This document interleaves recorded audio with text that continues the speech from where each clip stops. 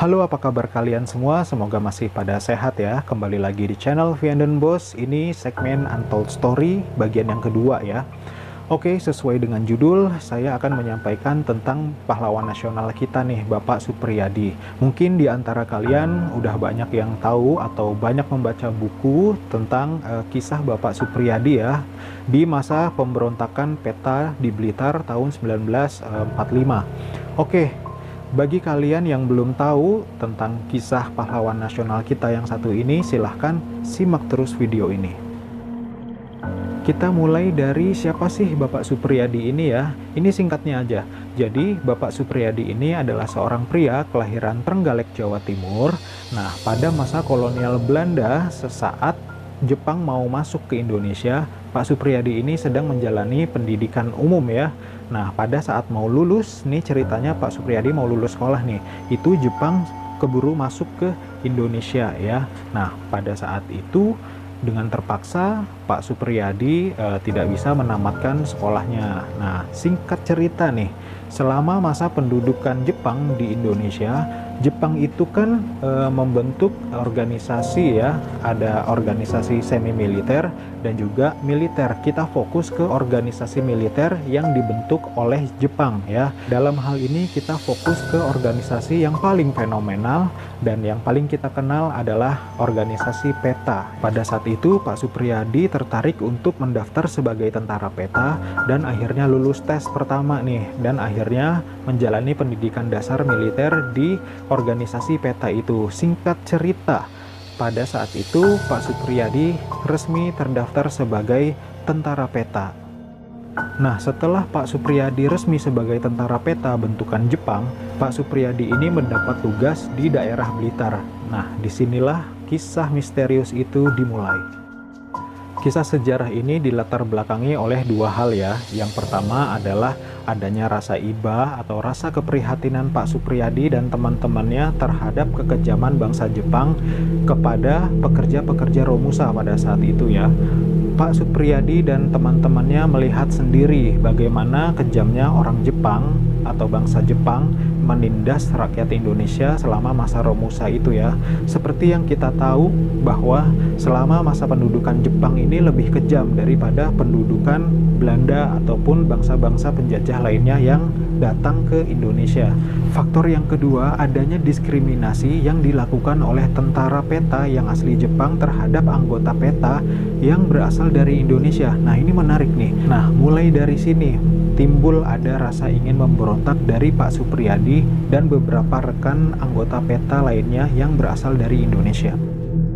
Singkat cerita, pada suatu malam Pak Suprijadi bersama beberapa anggota PETA lainnya mengadakan rapat rahasia untuk membahas memberontak kepada pemerintahan Jepang. Pada malam itu disepakatilah akhirnya tanggal 14 Februari 1945 direncanakan untuk memberontak kepada pemerintahan Jepang dengan cara menyerang pos-pos tentara Jepang yang ada di sekitaran daerah Blitar. Pemberontakan yang dilakukan Pak Suprijadi dan para pengikutnya ini dengan cara menyerang markas-markas PETA di sekitar wilayah Blitar ini dikabarkan sempat membuat kerepotan atau kewalahan tentara PETA yang mereka serang ini ya. Tapi sehebat-hebatnya Pak Suprijadi dan para pengikutnya ini akhirnya dapat diredam oleh pasukan PETA yang didatangkan dari sekitar wilayah Kediri dan beberapa wilayah daerah lainnya di sekitar Blitar itu ya. Nah, dari sini dikabarkan ada sebagian pasukan Pak Suprijadi yang berhasil ditangkap pada saat itu juga, dan sebagiannya lagi berhasil melarikan diri pada saat itu ya.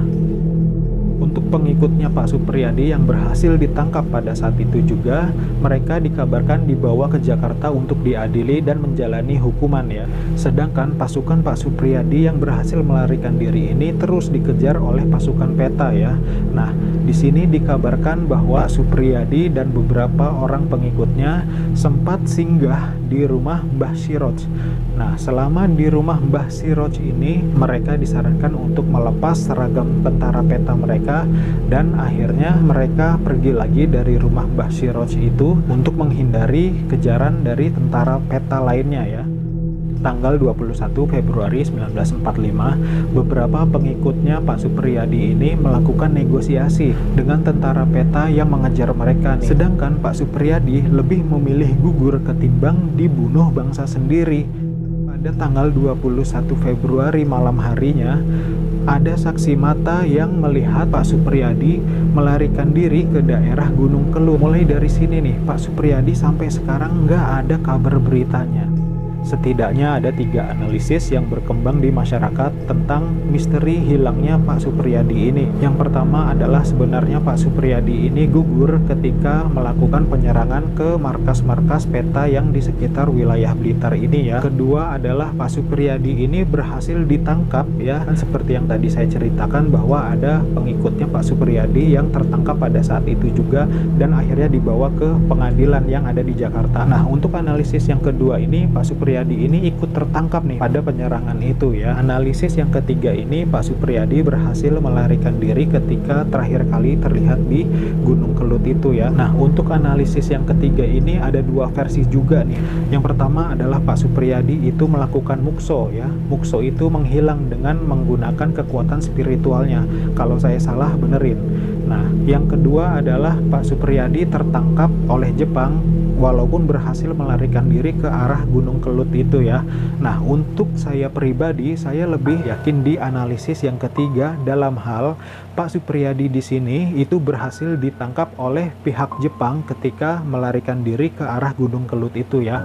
Karena begini, kalau misalkan Pak Suprijadi memang gugur pada saat penyerangan itu, paling tidak banyak saksi mata atau diketahui lah makamnya ya, seperti halnya pahlawan nasional kita yang lain, walaupun memang ada beberapa yang tidak diketahui pusarannya. Kalau kita bermain di analisis yang kedua ya, Pak Suprijadi berhasil ditangkap dan dibawa ke Jakarta untuk diadili. Nah, kalau di analisis yang kedua ini pasti lebih jelas lagi ya, karena pasti juga banyak saksi mata yang menyaksikan Pak Suprijadi ini ikut dalam pengadilan yang dilakukan oleh penguasa Jepang pada saat itu untuk mengadili para pengikut Pak Suprijadi ini ya. Tapi ini saksi matanya sama sekali nggak ada dan juga dokumentasinya juga nggak ada ya. Jadi saya sedikit meragukan analisis yang kedua ya. Saya lebih yakinnya yaitu tadi ya, ketika Pak Suprijadi melarikan diri itu berhasil ditangkap oleh Jepang dan langsung dihabisi oleh para tentara Jepang pada saat itu, mengingat Pak Suprijadi ini adalah pemimpin dan juga pencetus pemberontakan peta. Itu saya rasa sangat mungkin sih ya.